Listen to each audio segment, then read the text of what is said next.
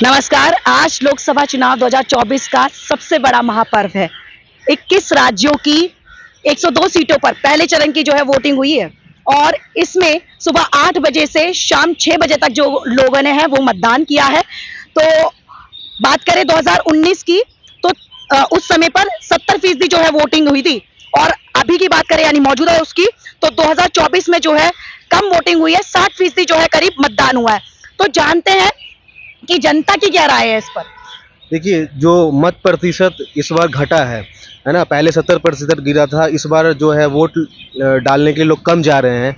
तो इससे तो यही समझ में आ रहा है कि जनता जो है वो सत्ता से नाराज़ नहीं है, क्योंकि मैक्सिमम टाइम यही होता है।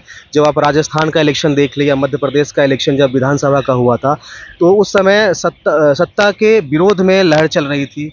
उस समय मत प्रतिशत भी बढ़े थे।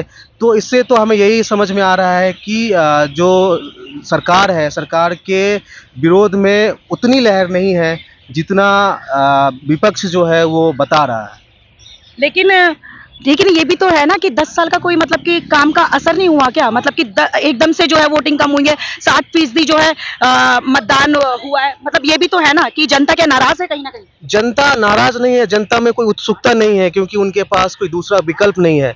जनता उत्सुक नहीं है, जनता वोट गिराने के लिए उत्सुक नहीं है, खिलाफ नहीं है, किसी के खिलाफ नहीं है, सत्ता पक्ष के खिलाफ नहीं है जनता। इसलिए वो खुल के सामने नहीं आ पा रही है। जो एंटी इनकम्बेंसी जो कहते हैं वो भी नहीं है। राहुल गांधी भी उस तरीके से सामने नहीं आ रहे हैं। पिछली बार चौकीदार चोर है का नारा दिया था, जो बहुत प्रसिद्ध हुआ था, उसकी वजह से राजनीति गर्मा गई थी सत्ता और विपक्ष के दोनों के पक्षों में। तो इस बार वैसा कोई नारा भी नहीं है इनके पास, और इनके पास इस बार कोई नीति भी नहीं है। इसकी वजह से जो नीरस हुए हुए इस बार इलेक्शन जो है वो नीरस है। कोई सत्ता और विपक्ष के बीच में कोई ऐसा जमीनी लड़ाई नहीं है। और जितना मैंने डेटा तैयार किया है उस अकॉर्डिंग मैं देख रही हूँ कि 46% जो है सबसे कम वोटिंग वो बिहार में हुई है। क्या जनता में नाराजगी है? जनता में नाराजगी जो है वो नीतीश के प्रति तो बिल्कुल है, लेकिन मोदी के प्रति शायद नाराजगी नहीं है। अगर मोदी के प्रति नाराजगी होती तो बिहार की जनता जो है वो ज़रूर वोट गिराने के लिए आती। और सबसे ज्यादा वोटिंग जो है वो वेस्ट बंगाल में हुई है। ममता बनर्जी ने क्या ज्यादा प्रचार कर दिया है? ममता बनर्जी ने ज़्यादा प्रचार नहीं किया है। हो सकता है कि वहाँ जो है बीजेपी ने कुछ ना कुछ राजनीति दांव चला होगा वहाँ पे। हम ये भी कह सकते हैं कि वहाँ का जो जातीय समीकरण है, अभी आप 2 या 3 दिन पहले जो रामनवमी का जो जुलूस निकला था, उसमें जो स्टोन पेल्टिंग हुई, ममता बनर्जी का ये कहना कि सब बीजेपी अगर आएगी तो दंगा करा देगी, तो इसका फर्क तो जरूर पड़ा कहीं ना नहीं, कहीं। फिर भी रैलियां जनसभा इतनी की जा रही है और उसके अकॉर्डिंग बिहार में इतना कम वोटिंग परसेंटेज 46% हुई है और वेस्ट बंगाल की बात करें तो करीब 78% जो है वहां पे मतदान हुआ है। तो मतलब इसकी वजह क्या है? जनता जो है क्या ममता बनर्जी से खुश है वहां पर वेस्ट बंगाल की अगर हम बात करें तो? नहीं, सबसे पहली बात तो ये ममता बनर्जी का चुनाव है ही नहीं। ये चुनाव जो है वो लोकसभा का चुनाव है। तो जनता को ये बात पता है कि अगर हम ये वोट अगर हम ममता बनर्जी को देंगे तो ममता बनर्जी का किसी के साथ अभी गठबंधन है नहीं लोकसभा के चुनाव में।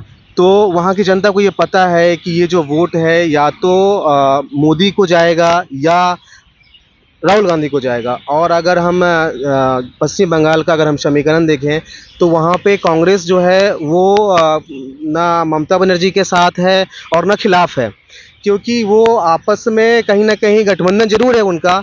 मैं एक बात कहना चाहूँगा कि मुर्शिदाबाद का जो सीट है जहाँ से अधीर रंजन चौधरी चुनाव लड़ रहे हैं, तो कहीं ना कहीं पश्चिम बंगाल जो है वो अधीर रंजन वर्सेस ममता हुआ है। कांग्रेस जो है, जो दिल्ली की कांग्रेस है, वो कहीं ना कहीं ममता बनर्जी के साथ गठबंधन करना चाहती थी।